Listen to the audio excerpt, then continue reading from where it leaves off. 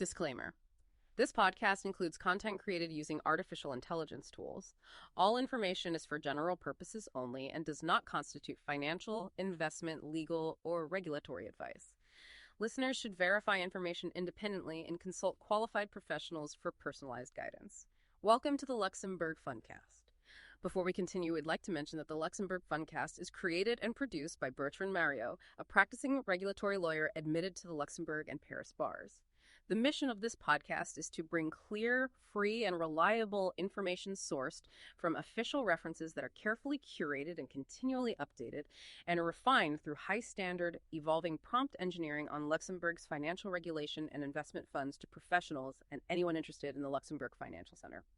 Welcome, everyone. Today we're doing a deep dive that really peels back the layers of corporate power itself right here in Luxembourg. Let's forget the balance sheet just for a moment, because today we're really getting into the architecture of how companies, specifically the Luxembourg Société Anonyme, the SA, how they actually govern themselves. You know, in a world that's increasingly shaped by activist investors and, frankly, some pretty complex shareholder relationships, a really fundamental question comes up. How does a Luxembourg SA manage to balance that sort of foundational ideal of shareholder equality, you know, everyone having a say, with the strategic need to keep a firm hand on the tiller? That's the core tension, isn't it? Exactly. And the answer, as we're going to find out, isn't about just ignoring those ideals. No, not at all. It's actually found in a pretty sophisticated and maybe often underappreciated evolution within Luxembourg's corporate law. So we're going to explore the art, and I guess the science, of creating shares with unequal voting rights. And just so everyone's clear, all the information and analysis we're discussing today is current as of August 21st, 2025. Okay, let's unpack this. Our mission today is clear. We want to dissect the precise legal mechanisms, specifically within Luxembourg's law of 10 August 1915 concerning commercial companies, which, you know, we all tend to call the 1915 law. We want to look at how that law allows an SA to elegantly and legally move away from the traditional one share, one vote idea. So we'll cover the exact legal basis for these, powerful structures. We'll dive into the really meticulous practical documentation you need to actually make them happen. And maybe most importantly, we'll try to illuminate the huge strategic value these arrangements offer, especially for companies dealing with, really complex shareholder situations. Think about companies with significant state involvement, or maybe those going through tricky post-merger integrations. It's a fascinating mix, really. Legal precision meets strategic thinking. It really is. And to really get the significance of these modern changes, it's helpful to have a bit of historical context. It's crucial, actually. You see, for many, many years, the 1915 law was built on a very clear principle. This idea of one share, one vote. Simple, straightforward. The bedrock, right? Exactly. Seen as the bedrock of fairness, ensuring democratic control within the company. But look, the world of business and finance, it's changed dramatically since 1915, or even since, say, the late 80s or early 2000s. So while that principle was deeply embedded, it wasn't ever truly absolute. It wasn't unbending dogma. What we've seen, especially with the modernization of the law, is the introduction of these technically demanding, yes, but also incredibly sophisticated exceptions. And these aren't just minor footnotes. They are absolutely critical. Critical for strategic governance, critical for ensuring long-term corporate stability in today's, let's face it, dynamic and often quite volatile markets. They allow for a flexibility that the old, rigid way just couldn't offer. That's a great way to put it. Not throwing out the principle, but adapting it intelligently. And that brings us right to the heart of it, doesn't it? What many see as the core concept in Luxembourg corporate law, that elegant French phrase, une action, une voix, which for anyone not fluent translates literally to one share, one vote. Now, this isn't just a slogan. It's the fundamental basis, the bedrock of shareholder democracy inside a company. And it's spelled out very clearly in Article 451, Paragraph 4 of the Consolidated 1915 law. What it means, basically, is that by default, the standard setting, if you like, every single shareholder gets to participate in meetings and cast votes exactly equal to the number of shares they hold. Simple as that. Simple in theory. Right. It's designed to make sure voting power directly mirrors economic interest. And it lines up nicely with, broader good governance ideas, like the Luxembourg Stock Exchange's 10 Principles of Corporate Governance. They really pushed for equitable treatment of all shareholders, transparency, all that good stuff. It sounds so straightforward, doesn't it? Almost self-evidently fair. And what's fascinating here is precisely that point. While one share, one vote is vital as a default, it's crucial protection for minority interests, stopping them from being steamrolled. its rigid application everywhere all the time, well, paradoxically, that can actually get in the way. It can be an impediment in the complex strategic world modern international companies operate in. How so? Well, imagine a big global company, maybe one that needs to make really fast, decisive strategic moves in a super competitive market. Or think about a company starting a massive capital-heavy project that will take decades. In those situations, if you strictly apply one share, one vote across every single shareholder, you might dilute control so much that it undermines the long-term vision. Or worse, it could expose the company to short-term pressures from, say, activist investors whose goals just don't align with the company's foundational strategy. Ah, okay. The classic short-term versus long-term tension. Exactly, it's that tension between the ideal of pure democracy and the practical reality needed for effective, stable governance in a globalized world.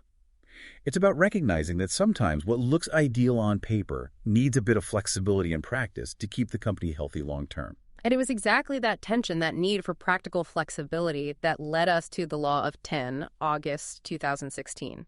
That was a truly pivotal moment for corporate governance here in Luxembourg. This wasn't just, a minor update, not just shuffling some paragraphs around. No. So what does this all mean? Well, this reform was really a deeply strategic legislative move, a clear signal that Luxembourg intended to stay right at the forefront of international corporate locations. It was making a statement. Absolutely. And if we connect this to the bigger picture, it becomes crystal clear why this reform was so vital for Luxembourg. Vital to maintain and even enhance its status as a top-tier international corporate home. Look, the global corporate landscape, finance, investment, operations, it's evolved incredibly quickly. Our legal framework had to keep pace. It needed to be robust, yes, but also incredibly versatile, adaptable. It needed to cater to the really sophisticated needs of these global businesses. Think about the kinds of structures we see now. Like what, specifically? Well, you've got founder-led tech firms, right? The visionaries raise huge amounts of outside capital, but they need to keep control to protect their long-term, often disruptive plans. Then you have companies with major state investment, national strategic interests, critical infrastructure. These things matter and require some government oversight built in. And of course, companies navigating the complex fallout of a big merger, integrating two different shareholder groups while keeping a clear strategic direction, that's a huge challenge. Right. So for these complex players, the old rigid rule could actually be a problem. A significant impediment, potentially. It could stifle innovation, leave them vulnerable. The 2016 reform tackled this head-on. It brought in more flexibility, and crucially, it cemented the legal certainty for structures that intentionally deviate from that default one share, one vote. It was a clear message to the global market. The Luxembourg SA isn't a generic box. It's a sophisticated, business-focused tool designed for complex capital structures and long-term strategic planning. It let Luxembourg offer solutions that really met the needs of global business. That flexibility you mentioned, it really did change things. The 2016 update didn't just tweak things, it basically gave corporate architects a whole new set of tools, powerful ones. It set down two main ways to create these different voting rights, turning the SA from that sort of default model into something highly customizable. Let's dive into these technical bits, because this is where the precision of Luxembourg law really stands out. It allows for some very clever structuring. Okay, first up, the main mechanism shares with unequal nominal value. In French, that's actions à valeur nominale inégale. This is arguably the most powerful tool, the most nuanced one, certainly. And what's great is that it's not some hidden trick. It's stated right there in Article 451, Paragraph 4 of the 1915 law. It's a core part of the law. That's absolutely right. The beauty of this is its directness, its inherent proportionality.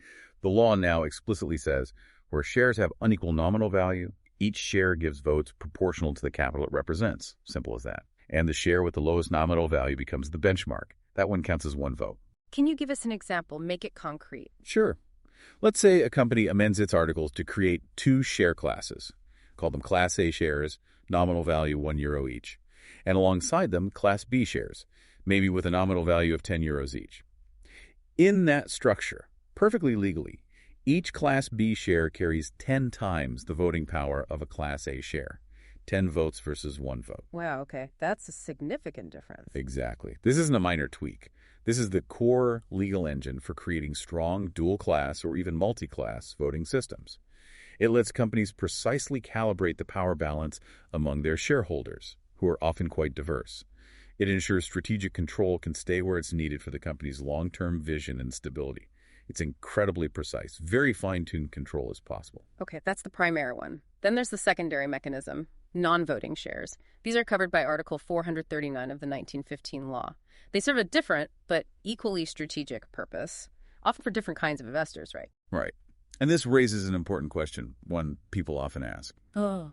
Why would any investor take shares with no vote? Yeah, seems counterintuitive. Well, non-voting shares, as the name suggests, don't get a vote at general meetings. But, and this is a crucial detail, they do get voting rights in very specific, limited situations.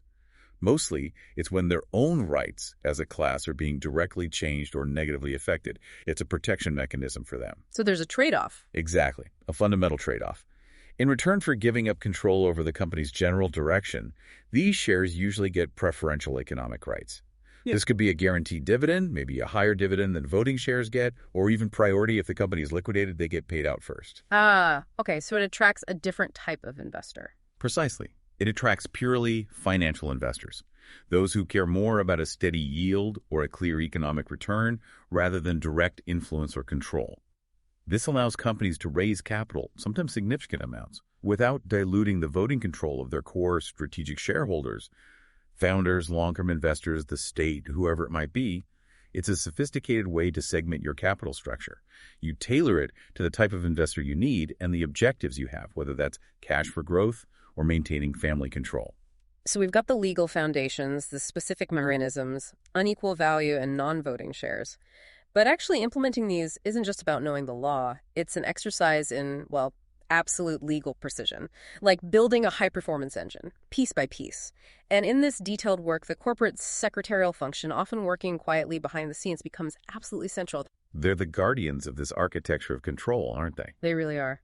Guardians ensuring it's not just strategically smart, but legally solid, robust. Right. And the cornerstone document, the absolute blueprint, that has to be the Articles of Association, the statutes, every single detail, every nuance of the share structure. It all has to be meticulously put into this constitutional text. It's the company's supreme law, essentially. What's fascinating here is the almost surgical precision needed when drafting these articles. A senior governance professional has to oversee the exact wording of several key clauses.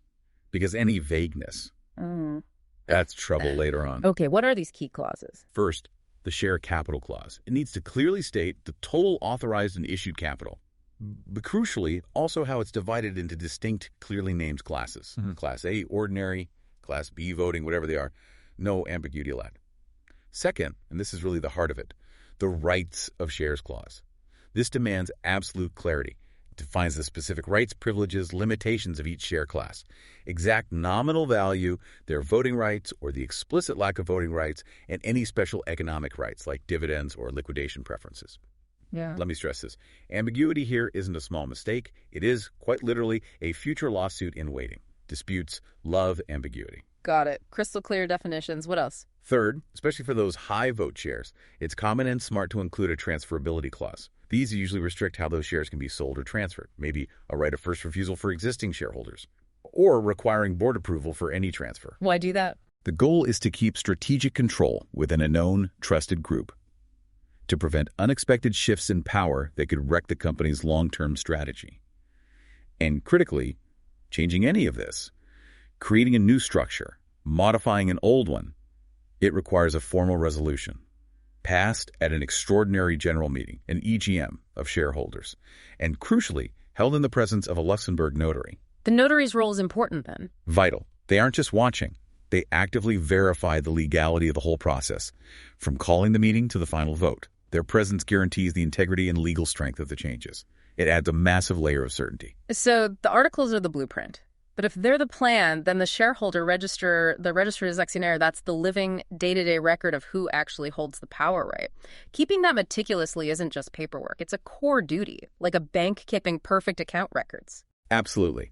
If we connect this to the bigger picture, the register's role is huge. It must be kept perfectly up to date at the company's registered office. Why? Because it's the ultimate legal proof of who owns which shares. It's the definitive list used to figure out who gets invited to meetings and, crucially, who gets to vote. And with multiple share classes, that must get complicated. Flawless organization is required. It's not enough just to list shareholders. The register has to clearly, meticulously show the different classes of shares each person holds. Think of it like a perfectly organized library catalog, not just the book title, but the specific edition, the binding type, everything relevant. This detail is essential for an accurate, indisputable count of voting rights at any meeting. It prevents disputes and upholds the whole structure. Any mistake here could lead to serious legal fights. And like any solid legal process, there's a clear path, isn't there? A step-by-step procedure you have to follow for implementation. Not much left to chance. Exactly. The process is very well defined. It's designed for legal certainty every step of the way. First step, the board proposal. It all starts formally with the board of directors. They had to pass a resolution proposing the new share structure to the shareholders. It's documented, official. They explain why and what they want to change. Second, convening the EGM. The board then formally calls an extraordinary general meeting. The notice sent out for this meeting is critical. It must include the full, exact text of the proposed changes to the articles. Complete transparency so shareholders know precisely what they're voting on. Makes sense. Then the meeting itself. Third, holding the EGM. Has to happen with a Luxembourg notary present. And to pass the resolution, specific thresholds from Article 453 of the 1915 law must be met. Typically, that means a quorum, at least 50% of the share capital present or represented. And then approval requires at least a 2/3 majority of the votes actually cast. These are high bars, protecting shareholders. Okay, so the vote passes. What next? Fourth, notarial deed and filing. The notary then draws up a formal deed.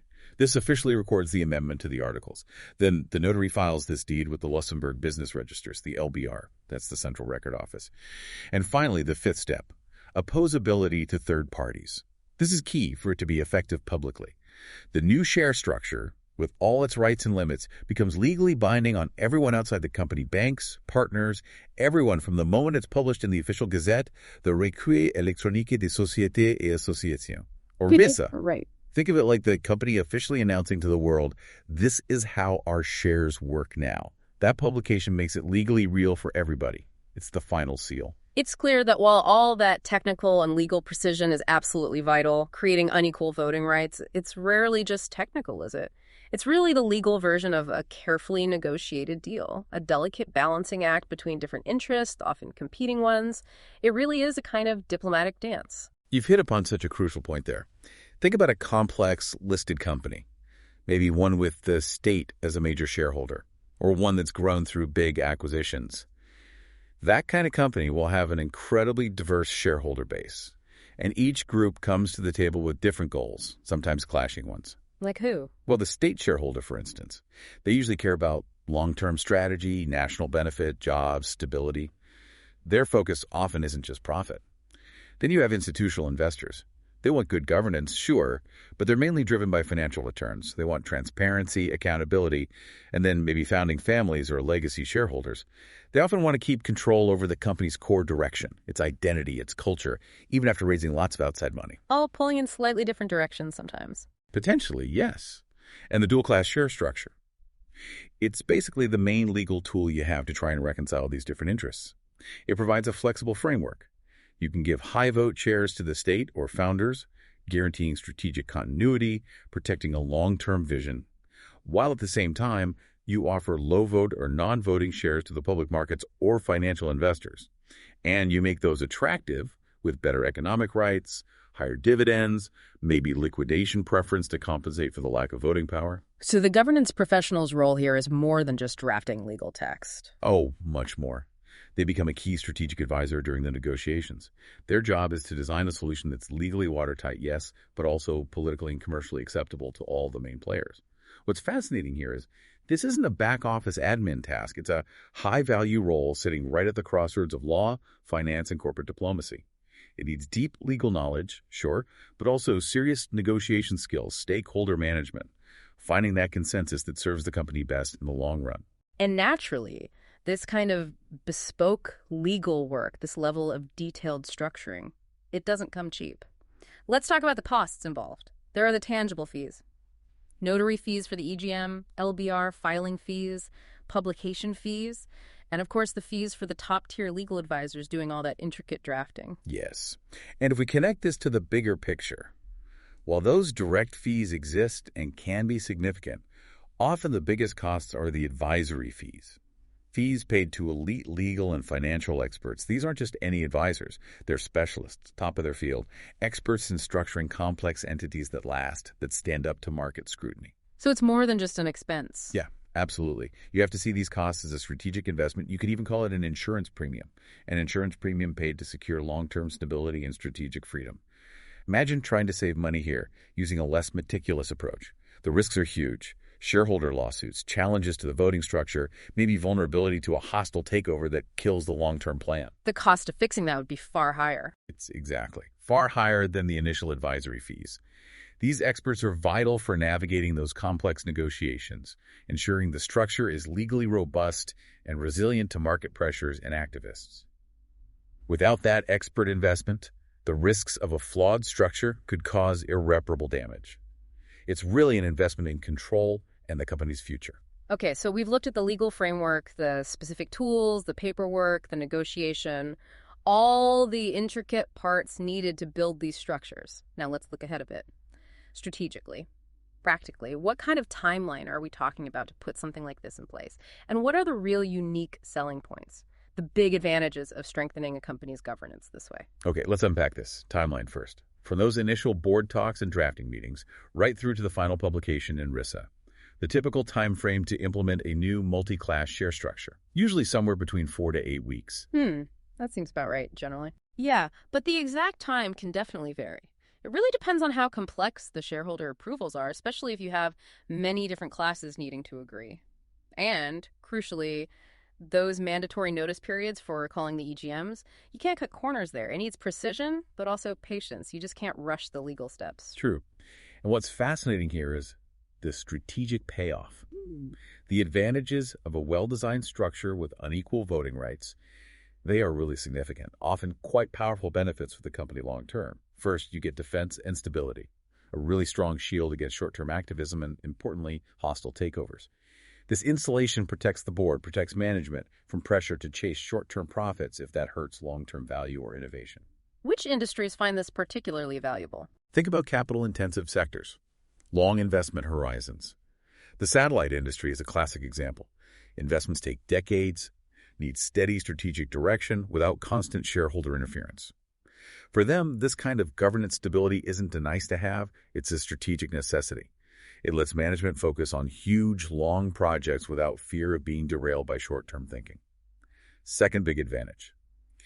Post-merger integration. After a big, transformative acquisition, these structures can be incredibly helpful. How so? They allow the acquiring company to bring the target shareholders into the new, bigger company, while making sure the acquirer's own key strategic shareholders, state, founders, long-term investors, keep ultimate control over the new entity's direction. This de-risks the integration, ensures a clear command structure, consistent strategy, helps avoid the culture clashes or strategic confusion that often plague big mergers. It provides a stable base to build from. That makes a strong case for what you might call justified control. But here's where it gets really interesting, because the whole conversation around corporate control is changing, isn't it? The 1915 law clearly gives the ability to create these control structures. But today's corporate governance world demands, well, a new level of justification for them. It's not enough just to have the legal right anymore. This raises an important question. How does a modern company handle this scrutiny? You see, the EU's Shareholder Rights Directive 2, SRD2, which came into Luxembourg law on August 1st, 2019, that really pushed for much greater transparency and accountability. It requires better shareholder identification, encourages deeper engagement between companies and investors. And investors are paying more attention. Absolutely. Institutional investors, powerful proxy advisors, they're increasingly skeptical of dual-class structures. They often see them as a governance risk, a way management could become entrenched, insulated from accountability, ignoring genuine shareholder views. They worry it prioritizes a few insiders over everyone else. So companies can't just implement these quietly now. Not really. A modern SA choosing this path has to be ready to proactively, transparently justify the structure to the market. They need a compelling strategic story, a clear explanation of how this structure serves the company's long-term interests, protects its mission or assets, and, crucially, how it does this without unfairly harming the economic rights of minority shareholders. So communication becomes key. Sophisticated investor relations and communication are essential. That function, closely linked to senior governance, is becoming more critical than ever. The future for companies using these structures is definitely one of justified control. The legal right must be constantly paired with transparency and a convincing narrative to keep market confidence and ensure long-term stability. You have to be ready to defend your structure legally, ethically, and strategically to a demanding audience. Right. So after diving deep into all these complexities, the legal nuts and bolts, the strategic angles, what does this all mean for you, our listener? Let's try and boil it down. Recap the 3 key takeaways from today's exploration. Okay, 3 core points to take away from our discussion today. First, that one share, one vote rule in Luxembourg. It's the default, yes, it's deeply rooted, but it is not absolute. The 1915 law, especially post-2016, offers clear, powerful, legally sound exceptions. There's flexibility there for strategic corporate design. Second, the most effective, most precise tool for creating different voting powers is making share classes with unequal nominal values. This allows fine-tuned calibration of control in economics, but it must be embedded with absolute precision in the company's articles. No room for error there. And third, implementing this kind of structure, it's really the ultimate exercise in corporate diplomacy. It needs that delicate balance. Legal exactness combined with negotiated compromise, all aimed at aligning different stakeholder interests for the long haul. It's about building consensus, trust, and then locking it down legally. That's an excellent summary. It really captures the essence. And perhaps a final thought for you to mull over. Given these rising demands for transparency, for shareholder engagement, driven by things like SRD2, how will companies with these sophisticated control structures continue to navigate and adapt? How will they maintain that justified control here in the dynamic Luxembourg Financial Center? It's a fascinating ongoing story, isn't it? Legal ingenuity meeting evolving market expectations. We'll definitely be keeping an eye on it. This podcast is a collaborative and free resource that improves continually, so your comments or requests for new topics are highly welcome, especially on YouTube. We want to be a helpful strength for everyone working in the Luxembourg Financial Center at all levels. We are often asked how you can help us. Well, a great way to help is by subscribing to our shows on all major podcast platforms, including Spotify, as well as on Apple Podcasts, where a 5-star rating would really help us. You can also like our videos and subscribe to our Rigor Media YouTube channel. All relevant links will be available in the show notes. For our French-speaking listeners, you can also find our sister podcast in French. It was the Luxembourg Fundcast for you today. Disclaimer. This podcast includes content created using artificial intelligence tools. All information is for general purposes only and does not constitute financial, investment, legal, or regulatory advice. Listeners should verify information independently and consult qualified professionals for personalized guidance.